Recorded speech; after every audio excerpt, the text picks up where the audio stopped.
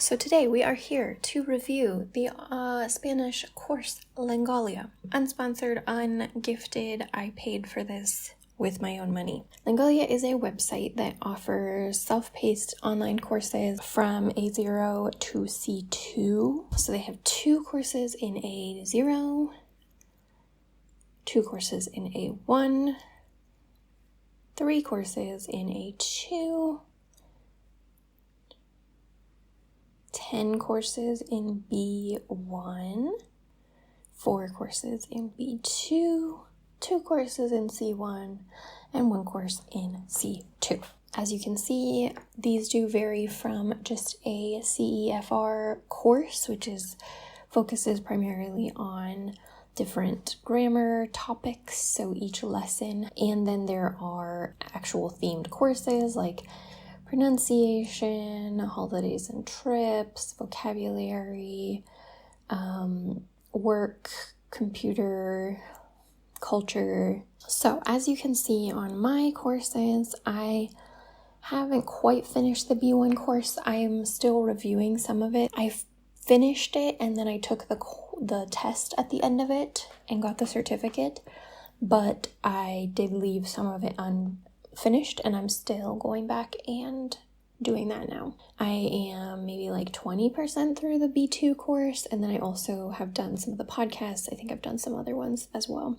So the reason that I started Lengalia was I wanted something that was organized by CEFR levels because I do want to at some point take the DELE exam, and I wanted something pretty comprehensive. Like, I have self-studied Spanish this entire time, and so I have a lot of very odd gaps in my knowledge, and so I just wanted something that would completely cover all the bases, basically. And I was really impressed by the placement test for this course.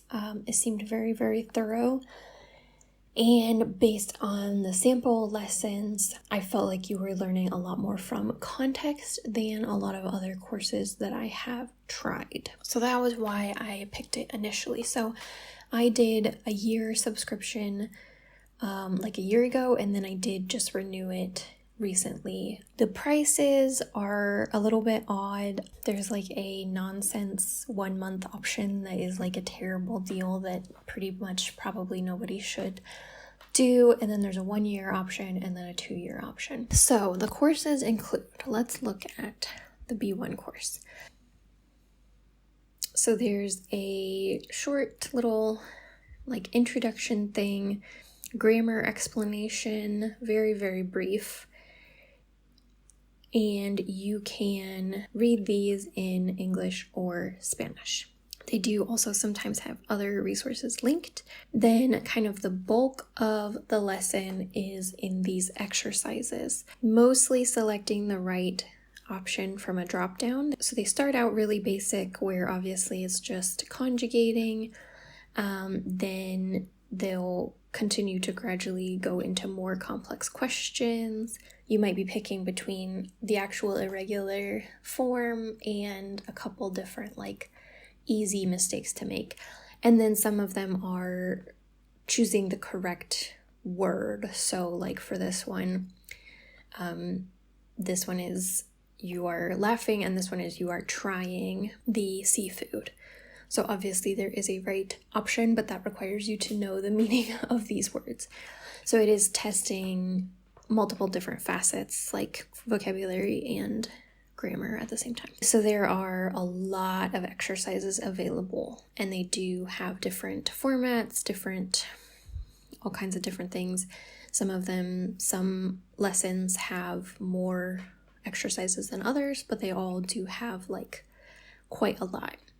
Then there's a vocabulary section, so you're just defining words, picking the correct definition of words. Again, the amount of this can vary. Then communication this is kind of more understanding the implication of the sentence, so nuance or context, connotations, that kind of thing.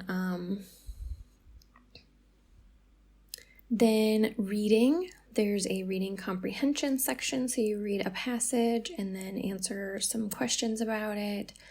audio is obviously auditory comprehension, so you can listen to these audios and then answer the questions. Usually half of these are built-in audio and then half of them are a video, which are just free videos on YouTube.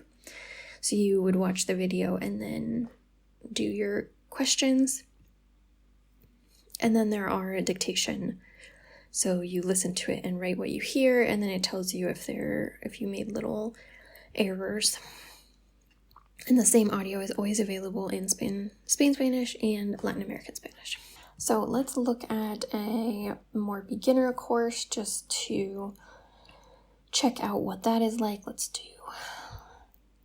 A1. Okay, so lesson 4. So same, setup. We've got the grammar explanation. We've got exercises.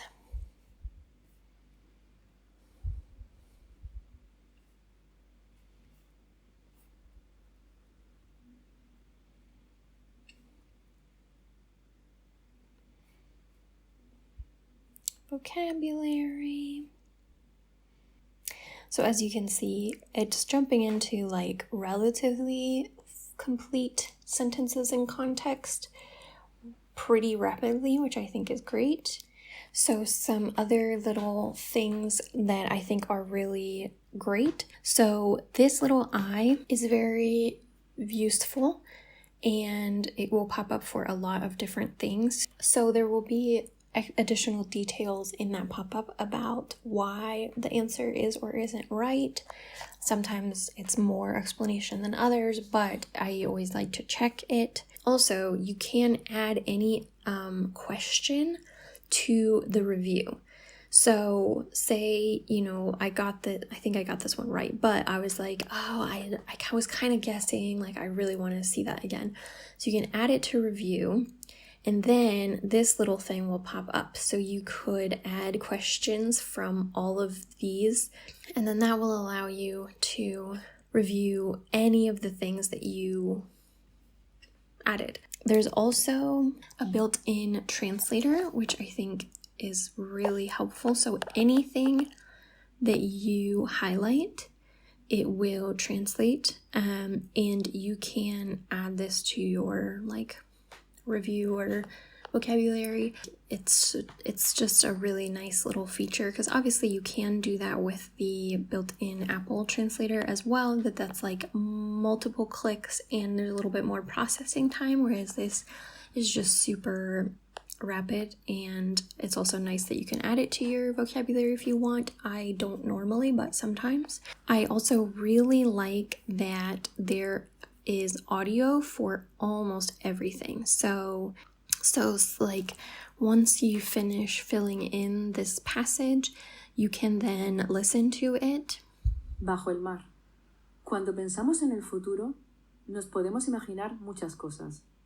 A muchos, por ejemplo. And pretty much any of the sentences that you're going to see, any of the exercises, either right away or once you answer it, there will be an audio playback option so that you can listen to it. And I think that's really great, because in order to solidify what sounds right, to listen to it being said the correct way, I think is really great. So they do focus mostly, I would say, on Spain Spanish, but it is mostly quite neutral. The dictation exercises do have both Latin American and Spain. And then let's look at the podcast course. So this one is from B1, Podcasts on Spain. So you have just different discussions of how Spanish society functions. This one is 13 minutes long, and it's about how school works in Spain. The Latin American one, there's Argentina, Chile, Peru, Bolivia, Colombia, Costa Rica, Cuba, Ecuador, El Salvador, Guatemala, Honduras, Mexico, Nicaragua, Panama, Uruguay, Puerto Rico, Dominican Republic, Uruguay, and Venezuela. So this one has a little introduction about the country, and then there's kind of a discussion or interview between someone from that country. So yeah, I do really want to do more of these podcast episodes, because I do like them. And they are something that's really nice to do like on your phone or something when you have free time. So as far as the navigation of the course, I think it's really good.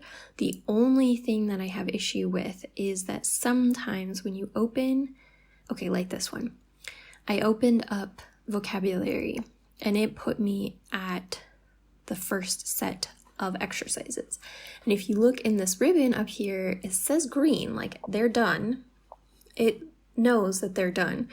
But when you look at the actual questions, they don't show up as completed. So if you are not paying attention, you can easily accidentally keep doing the same sections over and over again. It used to happen to me a lot in the past where I'd start doing the lessons and then all of a sudden I'd realize like, oh, these are already done. Other little features that they have that I haven't used too much, but they have this vocabulary trainer, they have a verb conjugator, voice recorder, the translator, like this repository of information, which is obviously potentially super useful depending on what kind of information you are looking for. You can take notes at any point in your courses. So you can come here and take like a note on the current page, on the lesson, or on the course. And then those will all be collected for you as well. You can make a PDF of them. So that's also cool. So the speaking is kind of silly because they're basically just telling you to find a speaking partner. And then they do have tutors. I've never contacted them, but they have this option to call, chat, or email. I don't know. Then they have this certificate. I'm not going to show the certificate, but it looks nice. Oh yeah, so you have 4 attempts to get the certificate at the end of the level or course or whatever. I mean, obviously like any online certificate like this is going to have limited utility because you could have cheated the whole time you were taking it. So I don't know how useful it is, but it's there. Pros and cons of this course. I think it has really, really limited like time wasting exercises. Like I think a lot of courses, especially on apps, but even online courses, they seem like they're more being done for entertainment than for actual utility.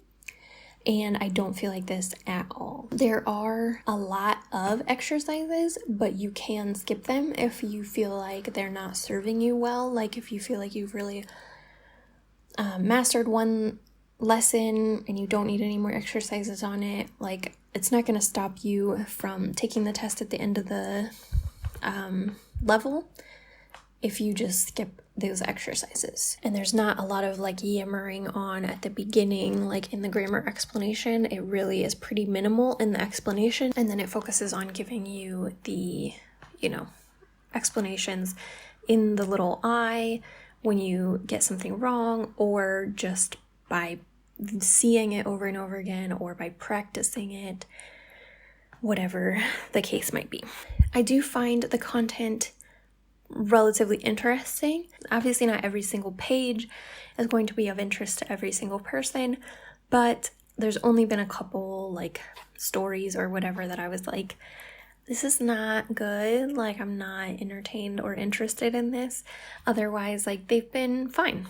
Again, I do really like that it is organized by CEFR levels so that you can get targeted practice on the specific grammar things that you need for that level. I think that the interface is really, really user-friendly. This site also works really well on mobile. I've only used it on an iPhone because that's the phone that I have, but you can do the thing where you add it to your home screen as if it's an app. They don't have their own app, but they have set it up so that it works like an app. So there's no like Safari bar at the top or anything. It works just as if it was an app, which is really great. Cons. It is kind of expensive for something that I don't know that they're necessarily like updating all the time, you know, like the cost per month is pretty low if you know that you are going to get good use out of it for the year or 2-year subscription, but it definitely is, you know, not an insignificant cost. And I hate that they have this like perma discount scam thing going that a lot of companies do. Like, again, it's definitely not just them. It's a very common thing to do, but it's like always discounted. So they're like regular price this, but no. The content isn't the most thrilling. Like, obviously, that's kind of both a pro and a con on mine, is that I did think that it's good. The content is more interesting than most of the other courses that I've done. Like, even I really like the SpanishDictionary.com lessons, and I think that that's kind of what I would recommend as a free alternative, but I do find Lengalia a little bit more engaging than those. But it's also not like, you know, world-class entertainment, so there are probably going to be people who do find it just completely boring. Then another thing is that I would really, really like some option for staggered review. So I have kind of just manually done this myself. Like, you can kind of see in the B2 course that like I just try to complete lessons in like a little waterfall, so that I'm getting built-in review, and also so that I'm not just incredibly sick of the same verb tense. This works well the way that I'm doing it, and there's nothing wrong with it, but I would like it if they offered some kind of built-in way to do that. Then the only other thing is, and this is super minor, but there is the occasional error or weird question. Like, the errors, I've only found a couple of them, but there have been a couple things where it's very obviously just the wrong word. Like, they picked the wrong correct answer or something like that, and there's no like report error button. So I could obviously go find the email address and report it, but I haven't done that.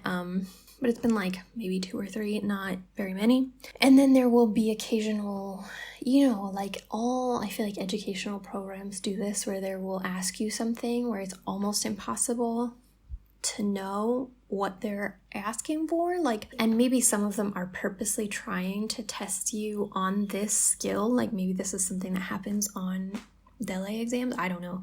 But they'll just have, questions where like, from the information that we have, it would be pretty hard to answer the question, and it just feels kind of tricky. So yeah, if you have questions about the course, definitely let me know in the comments, and I will try to answer them, and I will see you in the next video.